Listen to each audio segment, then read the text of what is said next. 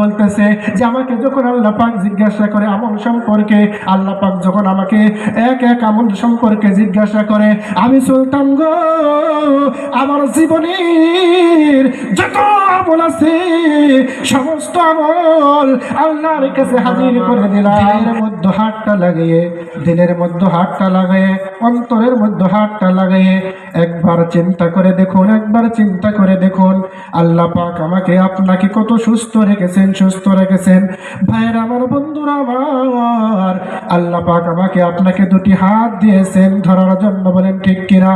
আল্লাহ পাক আমাকে আপনাকে দুটো চক্ষু দিয়েছেন দেখার জন্য। আল্লাহ পাক আমাকে দুটো পাও দিয়েছেন আমাকে আপনাকে চলার জন্য। এক এক দামি নেয়ামত, কত দামি কত দামি নেয়ামত আল্লাহ পাক আপনাকে আমাকে দান করেছেন। ভাইরা আমার, বন্ধুরা আমার, এত বড় বড় আল্লাহর নেয়ামত পেয়ে তারপরেও আমরা আল্লাহর শুকরিয়া আদায় করি না, বলেন ঠিক কিনা? ভাইরা আমার, বন্ধুরা আমার, আল্লাহ পাক আমাকে আপনাকে সবচেয়ে বড় দামি নেয়ামত হলো সুস্থতা নামী নেয়ামত দান করেছে। আমি বলেছিলাম ভাইয়ের আমার, বন্ধুরা আমার, এই সুস্থ নামী নেয়ামত পেয়ে আমরা আল্লাহর হুকুমে কেউ উপরে রাজি হই না, আল্লাহর হুকুমের উপরে আমরা চলি না। ভাইয়ের আমার, বন্ধুরা আমার, আল্লাহ পাক আমাকে আপনাকে কঠিন কিয়ামতের দিন নেয়ামত সম্পর্কে জিজ্ঞাসা করবে। সেদিন আমি আপনি আল্লাহর সামনে জবাব দিতে পারবো না, জবাব দিতে পারবো না। ভাইয়ের আমার, বন্ধুরা আমার, গভীর মনোযোগ দিয়ে শুনবেন, দিলের কানটা লাগিয়ে শুনবেন, দিলের কানটা লাগিয়ে শুনবেন। আলোচনা আমি লম্বা করব না। এবার ছোট্ট একটা ঘটনা আমি আপনাদের সম্মুখে তুলে ধরব। যে আমি বলেছিলাম যে আমাদেরকে সুস্থতা নামী নেয়ামত দান করেছে, এই সুস্থতা নামী নেয়ামত পাওয়ার কারণে আজকে আমি আপনি এই কোরআনের মেহফিলের মধ্যে আসতে পারছি। ভাইয়ের আমার, বন্ধুরা আমার, এই মজলিসটা যে কত দামি, এই মজলিসটা আল্লাহর কাছে কত দামি। আমরা এই কোরআনের মজলিসে, হাদিসের মজলিসে আসতে চাই না, এই কোরআনের মজলিসে, হাদিসের মজলিসে আমরা বসতে চাই না। আল্লাহ পাক আমাদেরকে আপনাকে কি রেখেছেন? সুস্থ রেখেছেন। আমাকে আপনাকে বিভিন্ন ঝামেলার থেকে ফারিক করে রেখেছেন। তারপরেও এই কোরআনের মজলিসের মধ্যে আসতে চাই না, বসতে চাই না। ভাইয়ের আমার, বন্ধুরা আমার, এই কোরআনের মজলিসটা কত দামি। আপনি আমি বাড়ির থেকে নিয়ত করেছি এই মজলিসের মধ্যে আসার জন্য, আল্লাহ পাক তৌফিক দিয়েছে, আমি আপনি আসতে পারছি, আমি আপনি বসতে পারছি। আজকে আমি আপনি কত ধন্য হয়ে গেলাম, ধন্যপতি হয়ে গেলাম। ভাইয়ের আমার, বন্ধুরা আমার, গভীর মনোযোগ দিয়ে শুনবেন, দিলের কানটা লাগিয়ে শুনবেন, কিরকম আমি আপনি আজকে ধন্যপতি হয়ে গেলাম, ধন্যপতি হয়ে গেলাম। ছোট্ট একটা ঘটনা, ছোট্ট একটা ওয়াকিয়া আমি এক আল্লাহর নাফরমান বান্দা, গুনাহগার বান্দা আপনাদের সম্মুখে তুলে ধরবো। আপনারা মনোযোগ দিয়ে শুনবেন, আমাদের নিয়তে শুনবেন। ভাইয়ের আমার, বন্ধুরা আমার, এই ভারতবর্ষের বিখ্যাত একজন ওলি ছিলেন, এই ভারতবর্ষের বিখ্যাত একজন সম্রাট ছিলেন, এই ভারতবর্ষের বিখ্যাত একজন কি ছিলেন? বাদশাহ ছিলেন। কয়টা শব্দের কথা আমি বলেছি ভাই? কয়টা শব্দ? বাদশাহ, একজন বাদশাহ, একজন আল্লাহর ওলি, একজন সম্রাট। তিনটা গুণের কথা বলেছি না ভাই? কয়টা গুণ? তিনটা গুণ। সম্রাট, বাদশাহ, ওলি। এমনকি তিনি আল্লাহর নবীকে স্বয়ং কয়েকবার স্বপ্নের যুগে সাক্ষাৎ করেছেন। তাহলে ভাই এর চেয়ে বড় গুণ ওনার আর কি হতে পারে? ভাইয়ের আমার, বন্ধুরা আমার, গভীর মনোযোগ, গভীর মনোযোগ। কি তিনার নাম? কি তিনার নাম? ভাইয়ের আমার, বন্ধুরা আমার, নাম হলো সুলতান মাহমুদ গজনবী রহমাতুল্লাহ আলাইহি। আমরা যাই না, যারা ইতিহাসের দিকে লক্ষ্য করি, যারা ইতিহাসকে আমরা পড়ি, ইতিহাসকে যারা ঘাঁটি, আমরা তারা জানবো যে সুলতান মাহমুদ গজনবী রহমাতুল্লাহ আলাইহি তিনি কে ছিলেন, কি তার পরিচয় ছিল, কি তার বংশ বুনিয়াদ ছিল, কীরকম একজন আমলদার মানুষ ছিল, কীরকম ইনসাফ করে দেওয়ালা মানুষ ছিল। যারা আমরা ইতিহাসকে পড়ি, ইতিহাসের দিকে লক্ষ্য করি, তারাই শুধু জানবেন। ভাইয়ের আমার, বন্ধুরা আমার, এই ঘটনাটা আমি আপনাদের সামনে তুলে ধরি। বলার উদ্দেশ্য একটাই, এই মাহফিলের খাতিরে, মাহফিলের জন্য। যে তিনার নাম কি বলেছিলাম ভাই? কি নাম? কি নাম? সুলতান মাহমুদ গজনবী রহমতুল্লাহ আলাইহি, এই বাদশাহ, এই সম্রাট, এই আল্লাহর ওলি এমন ইনসাফ করে নেওয়ালা ছিল, এমন তিনার ভিতরে গুণ ছিল, সেই গুণ, সেই ইনসাফ আজকে ভাইয়ের আমার, বন্ধুরা আমার, আমার আপনার মুসলমানের ভিতরে নাই। এই সুলতান মাহমুদ পৃথিবীর জমিন থেকে গো একদিন কবর নামে জিন্দিগির মধ্যে চলে গেলেন। এবার বলুন তো ভাইয়েরা আমার, বন্ধুরা আমার, আমি আপনি অনন্তকাল হামেশাকে হামেশা এই দুনিয়ার মধ্যে থাকবো কি? থাকবো না। যত বড়ই শক্তিবান মানুষ হোক না কেন, যতই বুদ্ধিজীবী মানুষ হোক না কেন, যতই ক্ষমতাবান ব্যক্তি হোক না কেন, প্রতিজন মানুষকে কুল্লু নাফসিন যায়িকাতুল মাউত, মৃত্যুর একদিন সম্মুখীন হতে হবে, মৃত্যুর হাত থেকে, মৌতের হাত থেকে কেউ বাঁচতে পারবে না। আমাকে আপনাকে একদিন মৃত্যুর সম্মুখীন হতে হবে। এই বাদশাহ একদিন কি করলেন? মৃত্যু মুখে পতিত হয়ে গেলেন, অর্থাৎ তিনার হায়াতটা শেষ হয়ে গেল। মালাকুল মউত এসে এই সুলতান মাহমুদ গজনবী রহমতুল্লাহ আলাইহির জানটা কবজ করে নিয়ে গেল। হঠাৎ করে কয়েকদিন পর এই সুলতান মাহমুদ কবরের মধ্যে থাকতেছেন, কবরের মধ্যে তিনার জিন্দেগিটা কাটিয়ে যাচ্ছেন। এই সুলতান মাহমুদ বড় একজন মানুষকে মহব্বত করতেন, পৃথিবীর জমিনে বড় ভালোবাসতেন। যেমন আমি আপনি গো, আমার আপনার মহব্বতের মানুষ দুনিয়ার মধ্যে থাকে। এই মহব্বতের মানুষ সুলতান মাহমুদ দুনিয়ার মধ্য দিয়ে কবর নামের জিন্দেগির মধ্যে চলে গেল।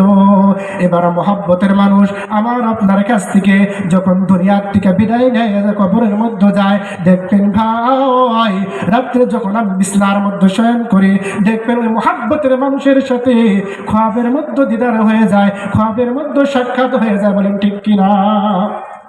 এবার আল্লাহর ওলি সুলতান মাহমুদ কবর নামে জিন্দেগির মধ্যে চলে গেল। ওই সেই মহব্বতের মানুষ সুলতান মাহমুদের সাথে সাক্ষাৎ হয়ে গেল রাত্রি খ্বাবের মধ্যে। এবার জিনার সাথে খ্বাবের মধ্যে সাক্ষাৎ হয়ে গেল তিনার মহব্বতের মানুষ সুলতান মাহমুদ গজনবী রহমতুল্লাহ আলাইহির। এবার তিনার মহব্বতের মানুষ সুলতান মাহমুদ, তিনি তো দুনিয়ায় নাই, কবরের মধ্যে চলে গেছেন। এবার তিনার মহব্বতের মানুষ বাদশাকে জিজ্ঞাসা করলেন, কি জিজ্ঞাসা করলেন? যে ও বাদশাহ, ও সম্রাট, আপনি তো পৃথিবীর জমিনের মধ্যে, আমলের মধ্যে, হুকুমের মধ্যে, ইনসাফের মধ্যে কোনো দিকে কোনো কমি নাই।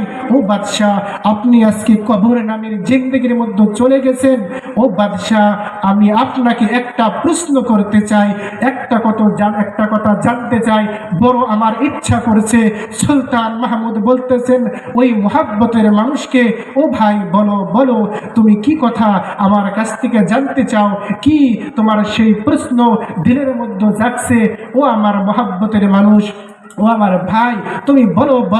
এবার কি বলতেছেন ভাই শুনুন, গভীর মনোযোগ দিয়ে শুনবেন, দিনের কানটা লাগিয়ে শুনবেন।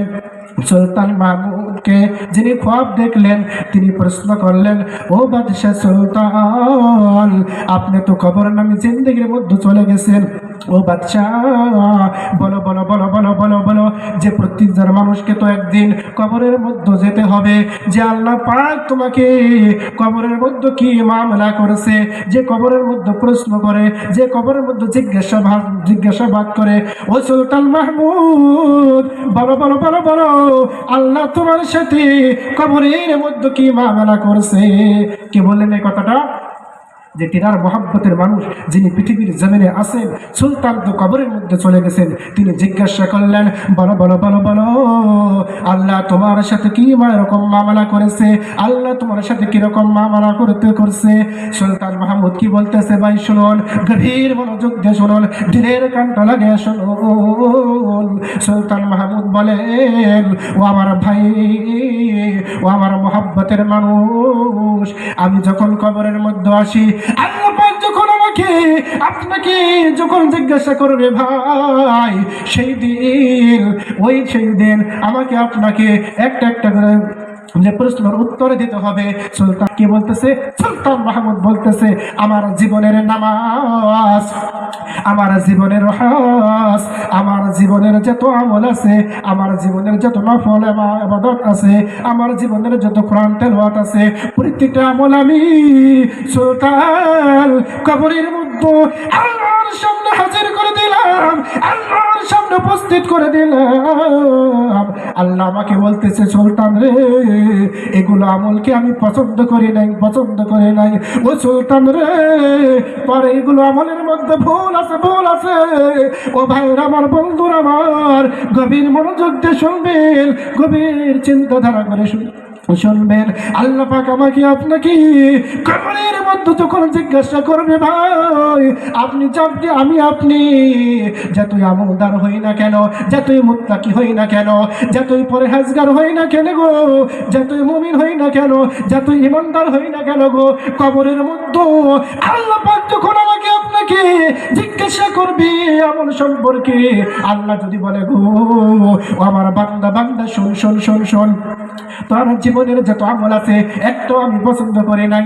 বলেন তো ভাইয়ের আমার, বন্ধুরা আমার, আমি আপনি আল্লাহর সামনে কি কোনো কিছু জবাব দিতে পারবো না? আল্লাহ যদি কয় পছন্দ করি নাই।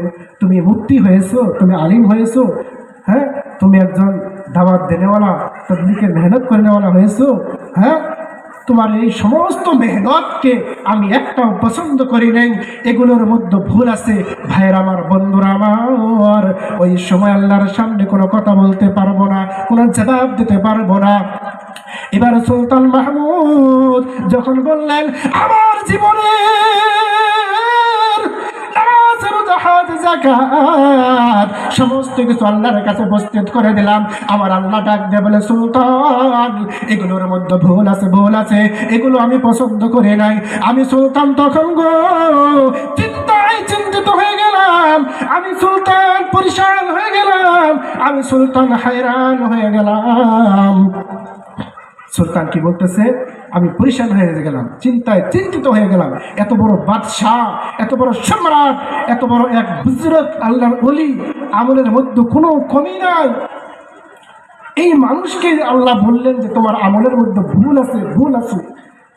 চিন্তার কথা না ভাই, চিন্তার কথা। এবার সুলতান মাহমুদ বললেন, আমি চিন্তায় চিন্তিত হয়ে গেলাম, আমি পরিশান হয়ে গেলাম, আমি হায়রান হয়ে গেলাম, আমার শরীর দিয়ে ঘাম বাইরে হতে লাগলো। এমন সময় আমার আল্লাহ ডাক দিয়ে বলে, ও সুলতান,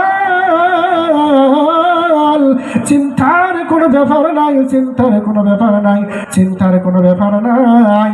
ও সুলতান, পৃথিবীর জমিনে থাকাকালীন তোমার ছোট্ট একটা আমলকে আমি এত পছন্দ করে নিয়েছি, এত পছন্দ করে নিয়েছি সুলতান, সেই পছন্দই আমি তোমাকে আজকে নাজাতের ফয়সালা করে দিলাম, আজকে আমি তোমাকে জান্নাতের ফয়সালা করে দিলাম। একটু চিল্লা চিল্লা বলুন না একবার সুবহানাল্লাহ। ভাইয়ের আমার, বন্ধুরা আমার, আমি শেষ করে দেব। আমার প্রিয় মানুষ, ভালোবাসার মানুষ, তিনি এসেছেন, তবে একটু কথা, দুইটা কথা শেষ করে দেব। যে সুলতানের কোন আমলকে আল্লাহ ভালোবাসলেন, কোন আমলকে পছন্দ করে তেনাকে জান্নাতের সার্টিফিকেট দিয়ে দিলেন, জান্নাতের ফয়সালা দিয়ে দিলেন, নাজাতের ফয়সালা দিয়ে দিলেন, এই কথাটাই বলে আমি শেষ করে দেব। যে তিনার এক আমল ছিল, তিনি থাকাকালীন পৃথিবীর জমিনে একজন কি ছিলেন, আরেকজন আল্লাহর ওলি ছিলেন, যার নাম হলো আবুল হাসান নকশবন্দি রহমতুল্লাহ আলাই। এই আবুল হাসান নকশবন্দি রহমতুল্লাহ আলাইয়ের একটা মজলিস ছিল, একটা হালকা ছিল। তিনি মানুষকে কোরআনের মাধ্যমে, হাদিসের মাধ্যমে দিনের দাওয়াত দিতেন। এই সুলতান মাহমুদ ছিলেন একজন বাদশাহ, একজন সম্রাট, একজন আল্লাহর ওলি। আর আবুল হাসান খানকানি রহমতুল্লাহ আলাই, নকশবন্দি রহমতুল্লাহ আলাই, যারা ছোট্ট একটা মজলিস ছিল, খুব গরিব মানুষ ছিল, খুব গরিব, অনেক গরিব ছিল। আর সুলতান মাহমুদ এত বড় বাদশাহ, এত বড় একজন আল্লাহর ওলি, এত বড় একজন সম্রাট, তিনি কি করেছিলেন, ওই আবুল হাসানকে এত পছন্দ করতেন, এত ভালোবাসতেন। আর তিনার একটা মজলিস ছিল, একটা হালকা ছিল, যে ধুলাবালির মসজিদ ছিল, ওইরকম কোনো সুন্দর জায়গা নাই। তিনিও তো একজন গরিব মানুষ ছিল। হ্যাঁ, ওই আল্লাহর ওলি সম্রাট সুলতান মাহমুদ তিনাকে মহব্বত করতেন, এবং তিনার যে হালকা ছিল, মজলিস ছিল, ওই মজলিসে সবসময় তিনি আসতেন, বসতেন। ওই বসার কারণে, তিনার সাথে মহব্বত করার কারণে, তিনার হালকায় আসার কারণে আল্লাহ পাক তিনাকে এত পছন্দ করতেন, এত পছন্দ করতেন। অর্থাৎ এত বড় দামি মানুষ, এত বড় দামি মানুষ, একজন গরিব আল্লাহর ওলি বুজুর্গ তিনাকে মহব্বত করতেন। তিনারা মজলিসে হালকায়, হ্যাঁ, ধুলাবালুর মধ্যে বসতেন। এই যে খাতিরে আল্লাহ পাক তিনাকে কি করছেন, মাফ করছেন, জান্নাতের ফয়সালা করছেন, আল্লাহ পাক তাকে ভালোবাসছেন। তো আমি এতটুকু বলে আমি আমার আলোচনা শেষ করে দিলাম। আমি একজন গুনাহগার মানুষ, সকলে দোয়া করবেন। স্টেজের মধ্যে ওলামা হযরত এসে পড়েছেন। হ্যাঁ, তা আমি সকলের কাছে দোয়া চাই, সকলে দোয়া করবেন। আল্লাহ পাক যেন দীর্ঘদিন, হ্যাঁ, খিদমতের মধ্যে কবুল করে নেয়। আমি আপনাদের জন্য দোয়া করি। হ্যাঁ, আল্লাহ পাক যেন আপনাদেরকে মৌতের সময় কালেমা শাহাদাত বরণ করে পৃথিবীর জমিন থেকে বিদায় করে।